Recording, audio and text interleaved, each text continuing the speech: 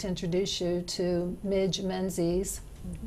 Midge is a co-founder of the Friends of Hospice, and and Jody Gunn, who is the hospice chaplain. Welcome, ladies. Thank you for coming. Thank you. Midge, could we start with you? Could you tell us why hospice came about? Friends of Hospice. Sure. 27 years ago, actually 28 years ago, my mother-in-law was diagnosed with a terminal disease, and her neighbor came to me and wanted to do something in her memory, and she had read about a festival of trees in Wilmington, North Carolina. And so we went there and saw their festival, which was just beautiful, and then we came home and we custom-made our festival to suit our community. And so when my mother-in-law needed care, we got hospice to come into our home and help take care of her, and I have some nursing experience, so I helped take care of her as well. But hospice came into our home because it was before we had a hospice house. Our first year, we raised $30,000, which was a lot of money, really, and maybe more than we expected to raise then. And we just had 30 trees in the Tidewater Inn, and we had a breakfast with Santa, we had the preview party, and we had a fashion show, and those were the only events that we had. But as the years have gone by, we've had lots of other events and other ways to raise money. To raise money for hospice. For hospice, yes. And we decided that that's who we were raising money for, and we became Friends of Hospice, and that's what our organization is called. And those Friends of Hospice are very friendly to you, aren't they, Yes, Jody? they are. They're our single biggest donor each year and have given a lot of money over the years. I think it's over $2 million. $2 million. Yeah. Jody, as the chaplain for hospice, what are your duties there? Well, I visit patients and their families in homes, also in facilities, and also at hospice house, providing spiritual care, providing a listening ear. Anything that they want to talk about, we talk about. Because there's a lot of issues that patients and families need to talk about at the end of life.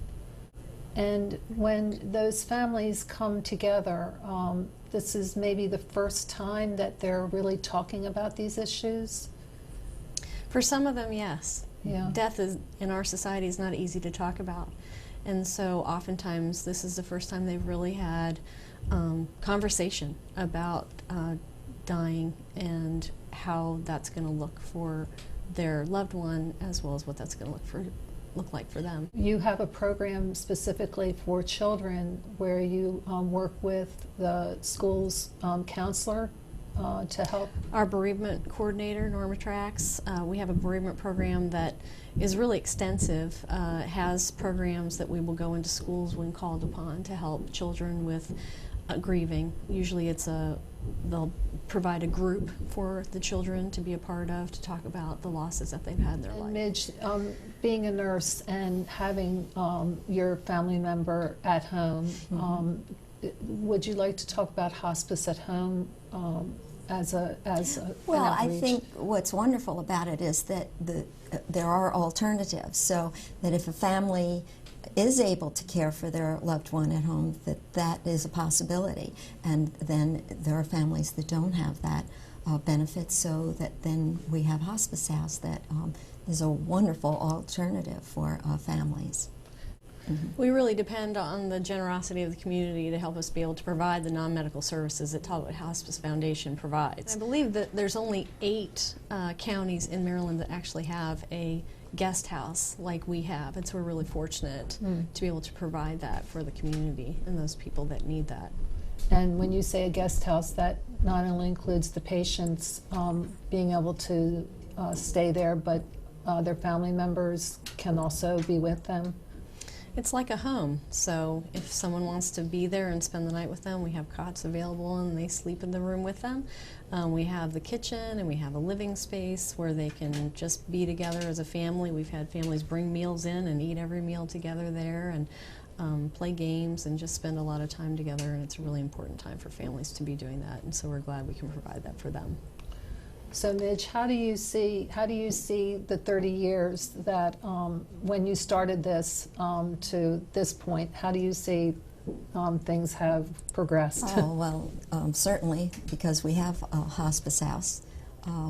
When we started, they had been maybe 3 years providing benefits to our community. So we now have a hospice house, and we're going to expand hospice house. So we have come, and all the programs that they offer to the community too. So it has come a long way. One of the things that I thought was very sweet is if you are a grieving widower, that there are Saturday night wine and cheeses or something at people's houses so that you can be together with other people who've experienced the same loss. Yes, and that's some of the people that have come through our bereavement programs have created some of these groups on their own and aren't necessarily led by our bereavement coordinator, but it's really great that people are willing to open up their homes to people that are in the same situation as them so they can spend time together. And we have many different programs, but one of the things that we're really enjoying providing is outreach to the community, where we can go out and educate people about hospice and the support we can provide for families. And so we'll go, to churches and different organizations to talk about that, but we're also bringing people to our hospice house to have those conversations as well. And one of the events that we'll be doing on November 28th is one on grieving during the holidays, and really creating, Norma Trax will be talking about creating new traditions, and so we're really excited to be able to provide that. So it's 1 hour, clergy and laity, people that are interested to come and really learn about how to help. It might be something for themselves, but really to help others grieve during the holidays as well. And hospice is multifaceted. I mean, when you think of hospice, at least in my experience, my dad died and he had cancer and he went to hospice. So that's sort of the natural progression, I think, of it. But then you have other programs that deal with people who have committed suicide. It's not just, it's here and then it's there, and, Right. Well, I think some of those things have evolved out of just the needs that come up in the community. And so we're, as a part of the bereavement program, we're able to offer those programs and have people who are able to help the bereavement coordinator with those programs to be able to have them.